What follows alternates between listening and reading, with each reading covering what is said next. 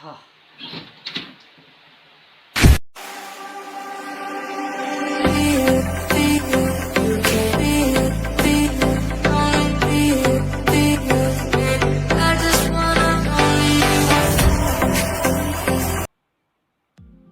अस्सलामुअलैकुम व्यूअर्स, कैसे हैं आप लोग? ठीक ठाक हैं। आज का टॉपिक जो मैंने सोचा वो एक बहुत सवाल है जो हर कोई करना चाहता है, जानना चाहता है इस बारे में, और मुझसे भी काफ़ी लोगों ने पूछा, तो मैंने कहा आज मैं इस पर एक छोटी सी वीडियो बना के आपको बताऊं कि टर्की पहले क्या था और आज क्या है। तो आज क्या टर्की आना बेहतर है इन हालात में और इस वक्त में, तो उसके बारे में मैं थोड़ी सी आपको इन्फॉर्मेशन दे देता चलूँ कि 1 साल पहले टर्की के हालात बहुत डिफरेंट थे और आज टर्की के हालात बहुत डिफरेंट हैं।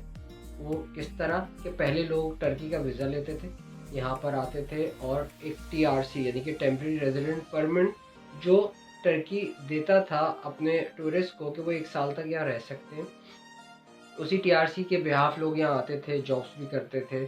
हाँ, टीआरसी के अगेंस्ट आप जॉब नहीं कर सकते, आप कोई बिजनेस नहीं कर सकते। अगर आप टीआरसी इसलिए होता है कि जब आपने वीज़ा लिया तो 15 दिन की वैलिडिटी मिलती थी। 15 दिन में आप टर्की आते थे, घूमते थे और चले जाते थे। लेकिन जो लोग यहाँ रहना चाहते हैं, कारोबार करना चाहते हैं, एक्सप्लोर फर्दर करना चाहते हैं, उनके लिए एक फैसिलिटी स्टार्ट की थी टीआरसी के नाम से, जो गवर्नमेंट 1 साल की टीआरसी या 2 साल की टीआरसी लोगों को देती थी कि वो घूमना चाहते हैं, रहना चाहते हैं, जो भी चीज़ है मामला वो उसमें ईजी रहे, उनको बार बार वीज़ा ना लेना हो।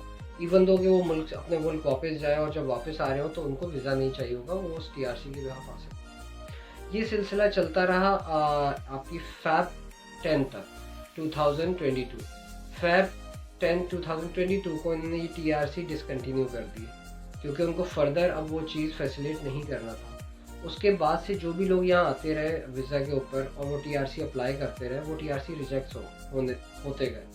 अब टीआरसी मिल रहा किन लोगों को था फैब के बाद से? सिर्फ उनको जो बिज़नेस करने आए थे, जिनके पास पैसा था, या कुछ कोई अपना ट्रीटमेंट कराने आया हुआ है, या स्टडी के लिए आया हुआ है, या वो प्रॉपर्टी परचेज करने के लिए या टर्की आया है तो उसको वो टीआरसी इशू हो रही थी। लेकिन पहले जनरली जिस तरह टीआरसी कोई भी टूरिस्ट आता था वो अप्लाई करता था, टीआरसी मिल जाती थी। तो वो सिलसिला अब कम्प्लीटली बंद हो चुका है। तो अगर आपसे कोई कहता भी है ऑनलाइन पे कि भाई मैं आपको टीआरसी दिला दूंगा, आप आ जाएं, आप इतने पैसे दे दें, आपको मैं बता रहा हूँ टीआरसी अब बिल्कुल बंद हो चुका है। और इस चीज़ को मैंने जाके खुद वेरीफाई किया है। जो इलाके बहुत सारे तो मोहल्ले बंद कर दिए उन्होंने, 1200 डिस्ट्रिक्ट तो क्लोज कर दिए कि उसमें टीआरसी नहीं मिल रहा। सवाल लोगों के जहन में क्या आता है जब वो गोच इदारे या इनकी गवर्नमेंट साइट्स पे जाते हैं कि भाई ये इलाके खुले हुए हैं तो टीआरसी मिल रहा है। हाँ, टीआरसी मिल रहा है। किन मामलात में मिल रहा है वो मैं आपको बता चुका हूँ। मैं अगेन रिपीट करता हूँ, मेडिकल पर्पस हो आपका, आप बिजनेस करना चाह रहे हो, या आप यहाँ प्रॉपर्टी परचेज करने आए, तो आपको टीआरसी इशू होता है।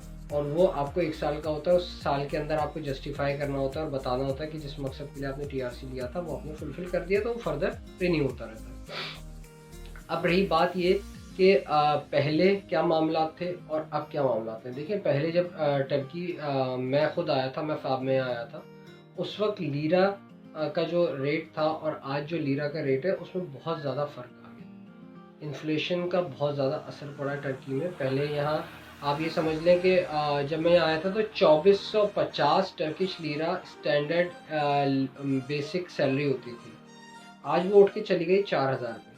लेकिन उस वक्त जो 2500 टर्किश लीरा में आपको जॉब मिलती थी या बेसिक सैलरी आपको मिलती थी, उसमें आप रेंट भी पे करते थे, आप अच्छे से रहते भी थे, और आप अपनी जिस भी कंट्री से आए वहाँ पे आप अगर फैमिली सपोर्ट करना चाहें तो पैसे भेजते भी थे।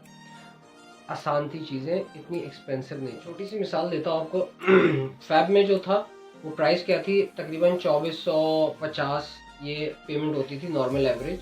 अच्छा, जो ये पेमेंट होती थी तो इसका इक्विवेलेंट आप लगाएं 2000 भी अगर आप अपने मुल्क भेजते थे, या आप 2000 की कैलकुलेशन करें तो 36-37 हज़ार रुपये बेसिक कोई भी जो यहाँ आता था बंदा उसको सैलरी मिल जाती थी फैक्ट्रीज में और दूसरी जगह पे काम करने के बाद।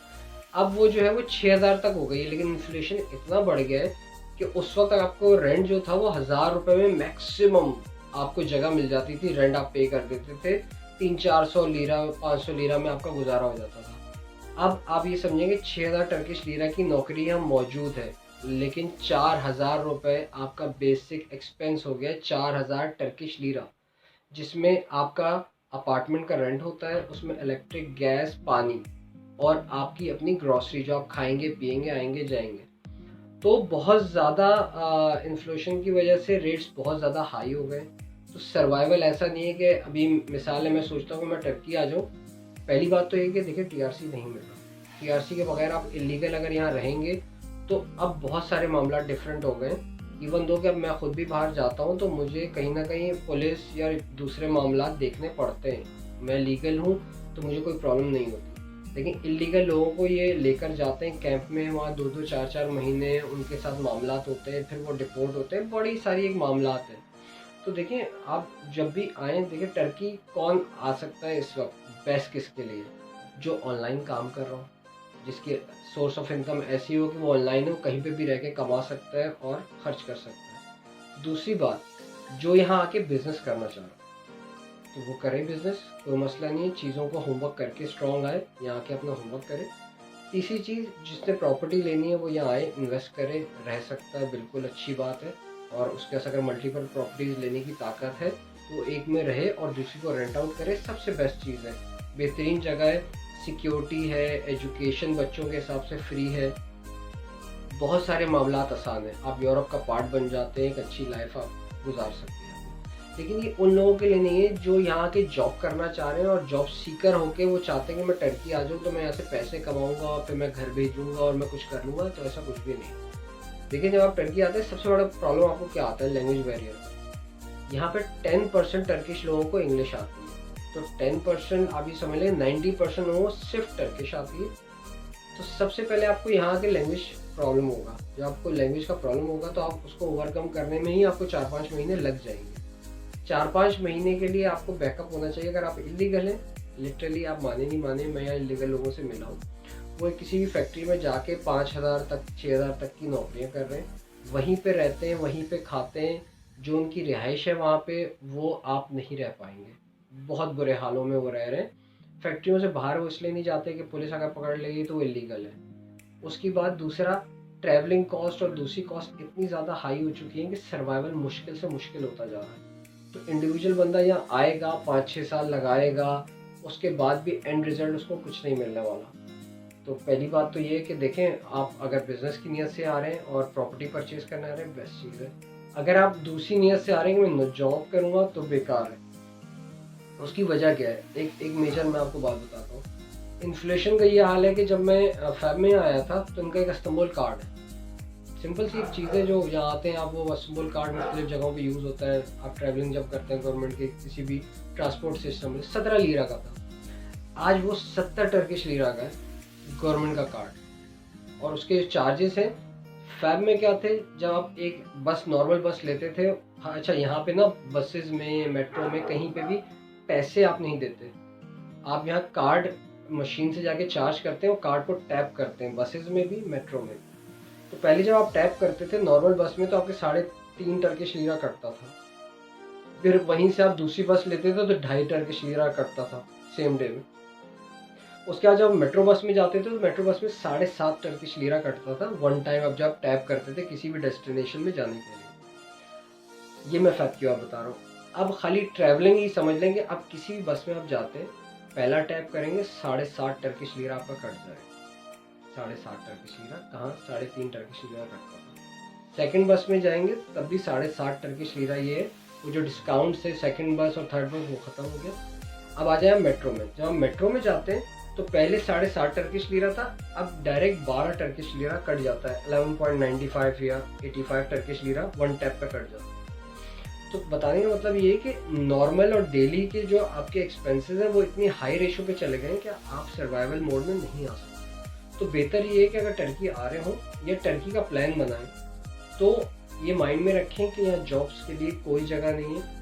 मैं लोगों से मिला हूँ, लोगों को मैंने एक्सपीरियंस किया है जो आए थे इसी नीयत से, वो बहुत परेशान हैं अब, क्योंकि फैक्ट्रियों में और दूसरी जगहों पे नौकरियां मिल रही हैं, इसके अलावा नौकरियां नहीं हैं। जिनके पास टीआरसी मौजूद है, जो लीगल हैं, लीगल तरीके से आए हैं, और वो तब भी क्यों नहीं कर पा रहे?